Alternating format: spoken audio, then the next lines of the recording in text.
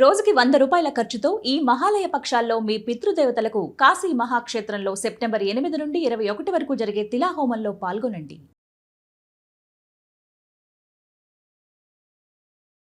నమస్కారం. సుమన్ టీవీకి స్వాగతం. నేను మానస. ఈ రోజు మనతో పాటు ఉన్నారు ప్రముఖ ఆధ్యాత్మికవేత్త టీకేవి రాఘవన్ గారు. వారితో మాట్లాడదాం. గురుగారు నమస్కారం అండి. నమస్కారం.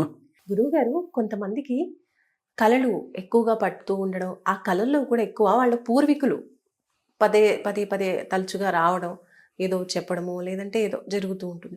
అలా పూర్వీకులు పదే పదే కళలోకి రావడం వెనక కారణం ఏమై ఉంటుందంటారు? ఇది ఒక మంచి ప్రశ్నేనమ్మా. ఆ పూర్వీకులు ఉన్న వాళ్ళు వాళ్ళ చరిత్రలు ఏమిటో మనం జ్ఞాపకం చేసుకోవాలి. ఒకప్పుడు సర్వసాధారణమైన ఇల్లు కూడా ఇంట్లో వాళ్ళు 10 మంది ఉంటే బంధువులు అన్న వాళ్ళు ఇంకో 15 మంది దాకా ఉంటుండేవారు, వస్తూ ఉండేవాళ్ళు. అలా ఉండేవాళ్ళు. దాన్నే చిన్నయసూరి గారు దాంట్లో ఓ వర్ణన ఉంది. గోదావరి తీరమందు పెద్ద జువ్వి చెట్టు కలదు, కింద మనుషులు నివసిస్తుంటారు, పైన పక్షులు తేళ్లు పాములు ఉంటుంటాయి, పక్షులు ఎగురుతుంటాయి, తొర్రల్లో కుందేళ్ళు ఉంటాయి. కుటుంబాలన్నీ అలా ఉండేవి. వచ్చిన వాడికి నీడ ఇచ్చేది, చోటు ఇచ్చేది. అలాంటి పెద్దల చరిత్ర అయితే వాళ్ళు తప్పనిసరిగా మన కళ్ళలోకి వస్తే మంచి అర్థం. అంటే మనం ఏ పని చేస్తున్నామో అది చెయ్యాల్సింది చెయ్యటం లేదని గుర్తు చేయడానికి వస్తారు వాళ్ళందరూ కూడా. ఇది మొదటిది. రెండోది, మనకేదో దుగ్ధం ఉంటుంది, ఆయన అలా లేకపోతే ఇలా ఎందుకుంటాం మేము అనుకుంటారు చాలామంది. ఇలాంటి అది కూడా గుర్తుంటుంది. చేత పెద్దలు కళలోకి రావడం అన్నది తప్పేం లేదమ్మా. మరి లక్ష్మీదేవి కళలోకి వచ్చిందండి, అప్పుడేమంటున్నావు? లక్ష్మీ నీ దగ్గరే ఉంటుంది, ఆవిడ ఎంత చోట్ల పోతుంది కదా, మరి ఏం మాట్లాడతావు నువ్వు? అది కాదు, అదనమాట. తర్వాత కళలు ఎందుకు వస్తాయి అంటే చాలామందికి అల్లబద్ధం అంటారు. వేదంలో చెప్పారు, మెళకువగా ఉండడము, గాఢముగా నిద్ర, జాగ్రత్త అవస్థ, సుషుప్తి అవస్థ, రెండిటికీ మధ్యని స్వప్నావస్థ ఉంటుంది. ఎందుకంటే మనం చేసుకున్న పుణ్యాలు పాపాలు కూడా అనుభవించాలంటే శరీరంతో టైం సరిపోదు, ఒక్కొక్కసారి మరో చోట కూడా అవుతుంటుంది. అందుకని నిద్రలో మనకి తెలియదు, మాకు తెలియదు. కానీ కళ వచ్చిందనుకోండి, ఆనందం అనుభవించాల్సింది కొన్ని ఉంటాయి, కల్లోనే అనుభవిస్తాడు వాడు ఆనందాన్ని. పాపం ఉంటుంది, అలాగే అనుభవిస్తాడు. దీన్ని సడన్ గా భయపడుతూ ఉంటారు. ఇది ఆలివర్ గోల్డ్ స్మిత్ అని ఆయన కథ రాశాడు పాపం, ద ప్రావిడెన్స్ అని చెప్పి. ఇదే కథ, అంటే కథ అని చెప్పను ఇప్పుడు నేను. దాంట్లో ఒకడికి దొంగల వల్ల భయం ఉంది, వచ్చారు దొంగలు, చంపబోయారు, పారిపోయారు. వాడికి ఒక అందమైన అమ్మాయితో పెళ్ళి అయ్యే అవకాశం ఉంది. ఆ అమ్మాయి ఇక్కడికి వచ్చింది. అబ్బా ఎంత అందగాడు, అబ్బా అమ్మకి తెల్ల, నా మనసును అమ్మకి తెల్ల అనుకుంది. ఈ లోపల పెళ్ళి అయిపోయింది.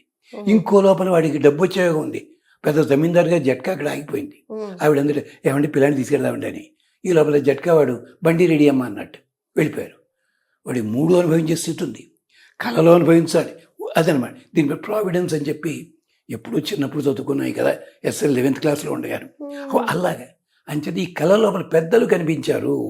పెద్దలు కనిపించారంటే అర్థం ఏమిటంటే, దానికి ఉపనిషత్తు చెప్పింది, నాయన పెద్దవాళ్ళు మేము అన్ని మంచి చేసామని చెప్పం, యాని అనవద్యాని కర్మాని తాని సేవితవ్యాని. మేము ఏది తప్పులు చేయలేదో వాటి నువ్వు ఆచరించు, అందుకని మేము కళ్ళలోకి వస్తాం.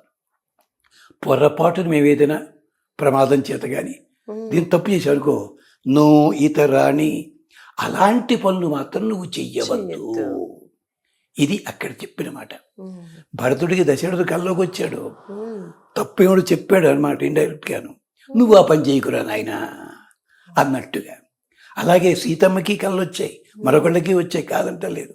అంటే యాని అనవద్యాని కర్మాని, ఏవైతే తప్పులు చెయ్యలేదో వాటి నువ్వు చెయ్యి. మేము పొరపాటు చేస్తుంటాం, నో ఇతరాని, నో అంటే ఇంగ్లీష్ పదం కాదు, నా ఇతరాని చెయ్యకు అని చెప్పి. అలాంటి కళలు వస్తున్నట్టయితే ఒక్క పని చెయ్యండి. ఒక మంత్రం ఉంది, ఇది ఉపనిషత్తులో మంత్రమే. ఏమిటది? ఉపనిషత్తుదే ఉన్నది.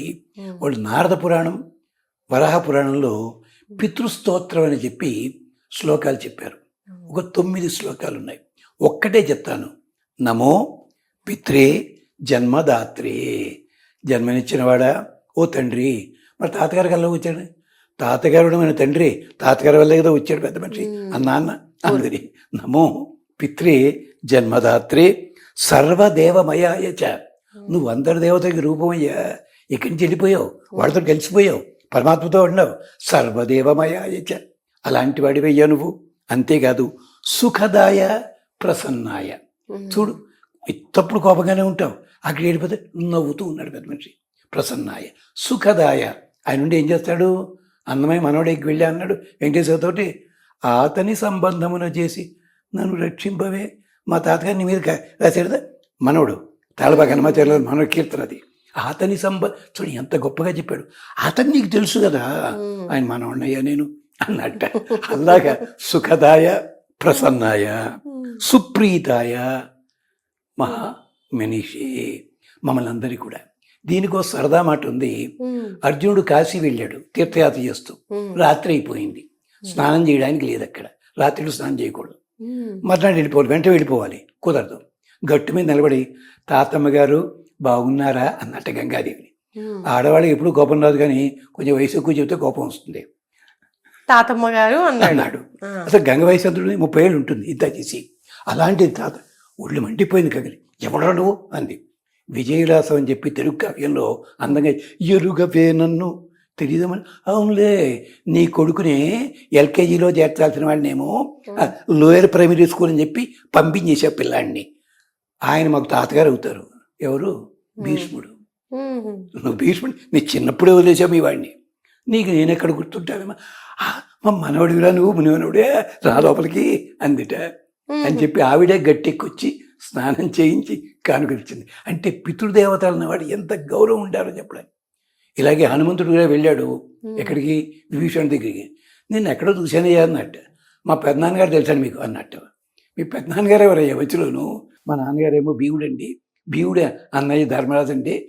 ఆయన కూడా కాదు, పెదనాన్న అంటేను హనుమంతులు వారండి, కొంచెం పోలికలు కనిపిస్తున్నాయి కదా అన్నట్టు. భీషణుడు ఆనందపడ్డాడు. ఇది మహాభారతంలో కదా.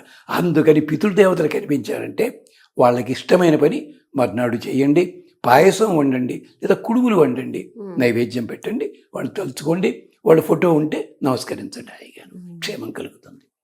అంటే పదే పదే ఇలాంటి కళలు వచ్చినప్పుడు కూడా ఇలా వాళ్ళకి నైవేద్యం ప్రసాదం పెట్టడం మంచిది, చేస్తే మంచిది.